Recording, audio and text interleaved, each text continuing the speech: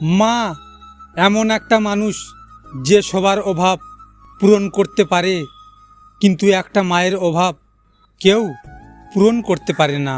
একজন মা পারেন 5 জন সন্তানকে একসাথে মানুষ করতে, কিন্তু 5 জন সন্তান মিলে পারে না একজন মায়ের সঠিক খেয়াল রাখতে।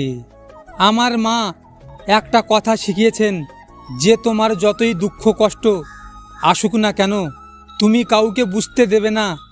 নিজের বুকের ভিতরে খুব যত্ন করে আগলে রাখবে নিজের দুঃখ কষ্টগুলো, কারণ সুখের সাথী সবাই হবে, দুঃখের সাথী কেউ হবে না। নিজের মাকে রানী বানিয়ে রাখো, কারণ তোমার মা তোমাকে সব সময় বাদশাহ মনে করে। মা পাগল হোক আর সুস্থ হোক, মায়ের কাছে সন্তান সব সময় সেফ থাকে, যাতে সন্তান কোথাও হারিয়ে না যায়। দুনিয়াতে বাবা মাই একমাত্র আপন মানুষ, কারণ শত ভুলের পরেও ক্ষমা করে বুকে টেনে নেয়। ছোট্টবেলায় মায়ের শাসন ভয় পেতাম, আর এখন ভয় পাই মায়ের চোখের জল। মা যখন হাসেন তখন মনে হয় পৃথিবীতে কোথাও কোনো দুঃখী মানুষ নেই। আমার পুরো পৃথিবী অন্ধকার থাকে যখন কলিজার টুকরো মা অসুস্থ থাকে।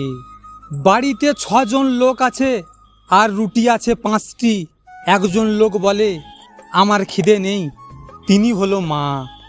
পৃথিবীতে সব কিছুতেই কম বেশি ভেজাল পাবেন, শুধুমাত্র মায়ের ভালোবাসা ছাড়া। পৃথিবীতে সুখ কি জানো? মায়ের আদর। কষ্ট কি জানো?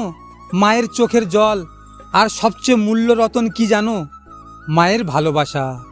মা মা চিৎকার করে পুরো বাড়ি মাথায় তুলে মেয়েটাও আজ মাকে না দেখে দিনের পর দিন, মাসের পর মাস, বছরের পর বছর কাটিয়ে দিচ্ছে।